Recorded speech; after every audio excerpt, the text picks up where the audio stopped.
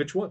It's back to square one, but of course D&D is suited for that because of the geometric XP progression, so you catch up quickly. Okay. Which is an important point.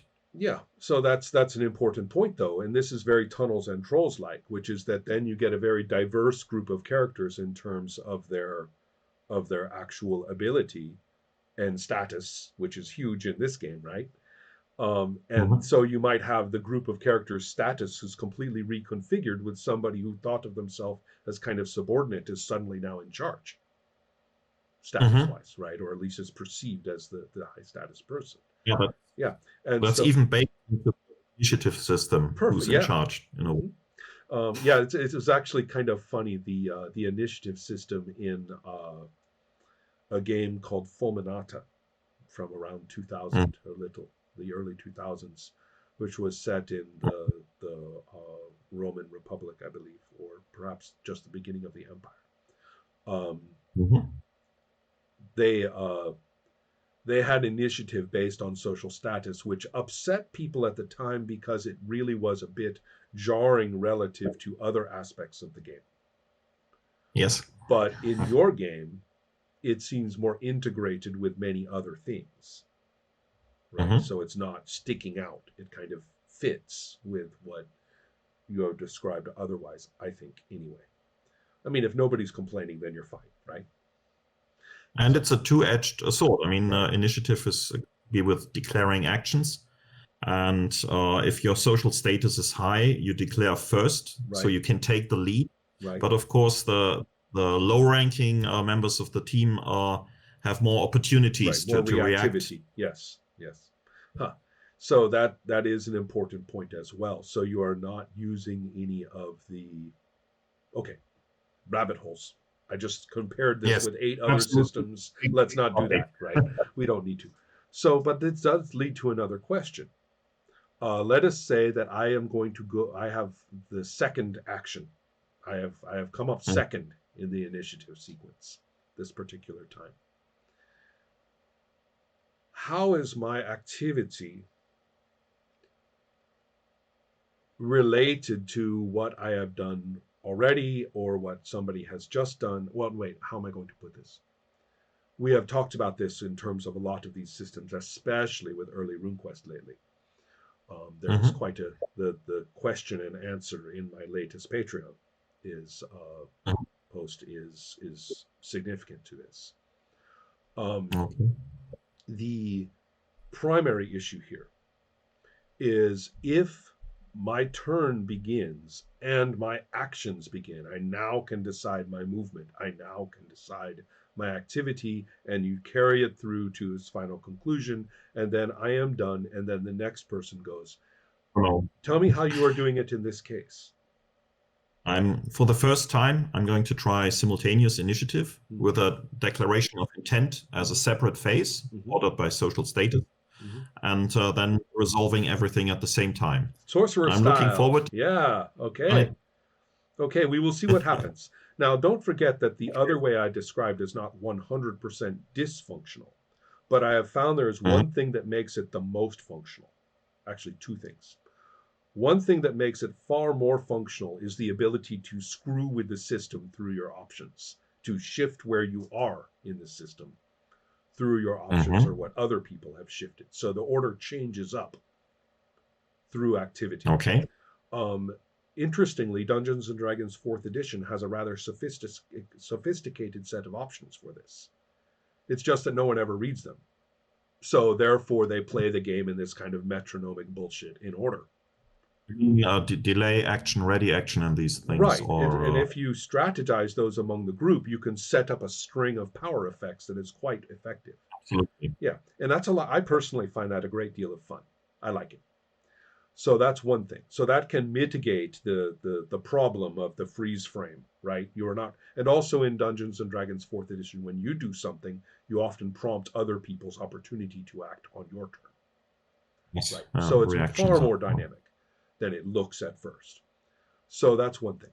Another way to do it that is conceivably, maybe I'm forgetting my place here in my mind, There are other ways to make that full on my turn, my go thing. Oh yes, with champions, early champions, introducing secondary or orthogonal systems in the case of champions, presence and luck that do not follow the sequence. Okay. Right. So you have the sequence, and then presence and luck are striking it like lightning whenever and however. So there's so you can by using luck to. Well, luck is they both operate by different mechanics, but from the player side, it's presence attacks. So the interesting point here is that you have chosen to go the other direction and say, you know what? No, we are going to at least try throwing it in there more sorcerer style and see, you know, the experience can be described, as I recall, by one group of players, you know, grabbing the live wire. You know, okay, okay, do we really want to fight? If we're in a fight, you know, let's see what happens now. So I think that can be a lot. Now, what of course makes that important is that you do still have some options on your go. Right? Yes. That's important because you have been thrown into a situation in terms of the order, and you have to suddenly say, well, shit, in that case, I am doing this. So that's an interesting consideration. Yeah, you'll find out. You'll find out how it goes. But okay, so that clarifies this. I'm getting a much clearer idea of your confrontational, you know, contexts here and things like that. How it plays in not just into fights, but into the clever and strangely legalistic dealings that often occur with such entities as you describe. Right? You enter into some negotiation with the kobolds or with the witch or with the, you know, the queen of the forest or something like that, and they all have strange ideas, right? They all have, as I think you mentioned that even in the first session, these beings have strange notions. They don't have, you know, order. It's non-naturalistic, and so what you do in order to arrive at some kind of thing, it, don't get me wrong, it doesn't all have to be dice. Perhaps it is a matter of this is where there is more of this intuitive, well, I will play the character and see what they think when the player says this. I think they will talk like that. That's fine, and can be very strong. But if I'm reading you correctly, the reaction rolls are going to set up a great deal of context for that response. Yes. In this game, and I'm thinking about a couple of other games which have struggled with this, are the outcomes of these interactions treated as contractual? Because they are in the stories a lot of the time. Now you must fetch me this thing. Now you must give me your firstborn. Now you must, you know, sleep. Now I will, I don't know. From now on, you have the foot of a bird, you know, or God knows what. Or from now on, I owe you, you know, I, the queen of the forest, owe you 2 requests. Use them wisely. For the supernatural creatures, yes. For the humans and also hostile or other humans, no. They are free, so to speak. Excellent. So let's go. I get this. So let's go to the entities and think about when you play situations like that and their outcomes. What is the procedure? Right? I'm not sure you can answer that right now. This is one of those things that you may do extremely intuitively in play. So who knows? But that strikes me as important. If I'm going to play your game, right, I'm going to get excited about this. So what does one service actually mean, even with the constraints of the special needs and so on? Right. How to go about this? Yeah. So this actually strikes me as quite fruitful at this point, because you do apparently, and I'm really glad, have, if for lack of a better word, you have a nice feel for how randomization and response are supposed to be like in this game. They may Mm-hmm. take on slightly different procedural shifts for different things like fights, deals with humans, things like that, Mm-hmm. whatever. They may have some slight procedural shifts, but the ideology of how to do it seems quite strong at this point. Mm-hmm. Yes. And again, this is your rules. You cannot say OSR and then everybody knows to do this, right? These are things that you are say. These are the procedures that really jump this play into a lot of fun. Um, but at this time, I myself am certainly feeling an eagerness, Mm-hmm. right, to play poor Gunther with his father's sword and his donkey. Right? It's quite appealing, actually, right? Um, Making a deal with the Queen of the Forest for Gunther makes a lot more sense than hacking her head off like it would for Luther. Mm-hmm. Right? Yes. And so all of that is very attractive. With Tunnels and Trolls, to arrive at Mm-hmm. the fantasy is a choice. You can play the game as effectively almost kind of a comic parody of fantasy, like as if you were playing, the Wormy cartoon or something like that, and enjoy yourself. It's a game by Ken Saint Andre. They always sort of lurch into the comic. Yeah, the names Right. foster that kind of Sure. approach. And I actually sort of appreciate that, because taking yourself too seriously is the curse of fantasy. But Mm-hmm. but still, it was the influence of other people, I think, in the history of Tunnels and Trolls that continued to value, we can make this fantastic. We can make this more magical. We can make this more of the adventure stories that we like. Mm-hmm. Um, and those people, in my opinion, whom I have spoken to, both of them, about this, is Mike Stackpole and Liz Danforth, both of whom were Mm-hmm. very, very influential in the game. So with them, their influences led to the idea that you would, through preference, game master and player alike, you wouldn't necessarily take away the whimsy, which is huge in the game, but you would, or Mm-hmm. even some of the humor, right? Give them a silly name, a modern name. This is,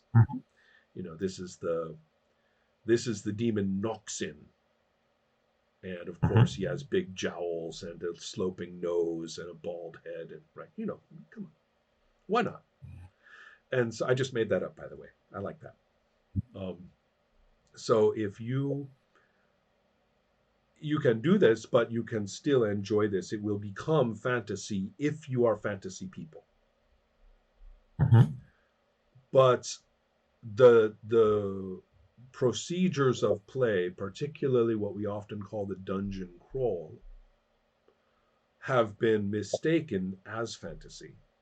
So people think that if you play dungeon crawls and are really D&D about it, you will get fantasy. And no, it's Mm-hmm. not. It was a deviation, and in most cases, as I talk about in one of my other classes, those people, I mean, it's quite interesting that in the mid 80s, fantasy fantasy writing culture, despised role playing. It only gained the Mm-hmm. qualities of role playing because they aged into becoming new authors, right? And Yes. so, therefore, this mythology that D&D and fantasy were, you know, were chocolate and peanut butter from the beginning, and we have to get back Mm-hmm. to it so we can have the chocolate and peanut butter, right? The originalist thing. It must have been glorious, right? It's not true. So therefore, we have to say in your game, unlike Tunnels and Trolls, the magic is the magic in the thematic sense, right? The fantasy of it all is much more front and center, and you have to buy into it in order to be into play. Or buy into it is not hard. It's easy to get inspired by this. This is where I think what you said in the first session matters the most. that you are writing this for yourself and Mm-hmm. like-minded people. You don't have Yes. to convince anybody else. You don't have to entice them. You don't have to Mm-hmm. conform to anything. You don't have to. So in many ways, the embrace of that, I think, will serve you very well. Right? It's the adaptation of the modules, and it is the procedures of play with the randomization in the right places Mm-hmm. for you, that are going to keep you from being distracted by everyone else and their expectations of fantasy, their expectations of D&D, their expectations of OSR, their expectations uh, of something that isn't what you're doing. Mm-hmm. So I guess I'm trying to encourage you to, stick to your dream, if you will. Right. I think I will. I think the title of the game might be misleading. Tell me, because interesting. people have all sorts of associations with the Nibelungen saga, and I don't think the game doesn't try to emulate. Are you this. saying the Wagnerian imagery, perhaps, or do you mean the Wagnerian imagery, of course, and also this is about dungeon crawling and not about the conflicts which are really front and center in the saga, with marriage knights and things like that, and also tragic. I mean, yes, you can die in a dungeon crawl, but it's not going to produce stories that you would find in the saga, in the original. I see. So that's a very useful point. We can say, all right, well, there's always something as a working title, right? And you can also think, I do like the idea of the marriages and the status and things being really important. And you had talked about giving the wealth away, right? Yes. So the context is still important. We can think about whether we do get to play with, in the context of this woman that my knight and I, we are my knight and this woman are interested in one another. The beginnings of the possibility of that have gotten going, and as I say, her father is the worst knight, the worst person, right, to have a fortress anywhere in all the lands. Does that matter? Do we play those things? Are these, and I don't mean long, tedious, attend the ball and, well, I don't know. I mean, do we have those interactions? Maybe. I think the dungeon crawling itself, that's going to be front and center. And then we'll see how that develops. I don't actually know. Exactly. That's an important thing to know, that you don't know, right? For all you know, yeah, I will be very curious to see how that applies. It doesn't have to.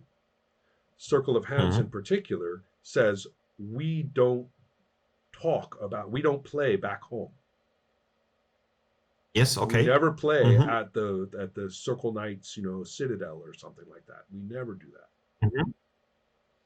That's cool. Right. And so it's using a more formal structure with seasons and so on a bit. I think I have to check out Pendragon for that. Yeah. And decide whether I want to do something like this. Yeah. Excellent. Well, cool. I think this has been pretty productive so far today. So, and hopefully, even if we talked about things that you were certain about, maybe you now are able to think in terms of how you say you are certain about them. Yes, definitely. I mean, it's nice to voice these things and also get this put. Excellent. All right, good enough, I think, for today. Yes. And good luck with everything.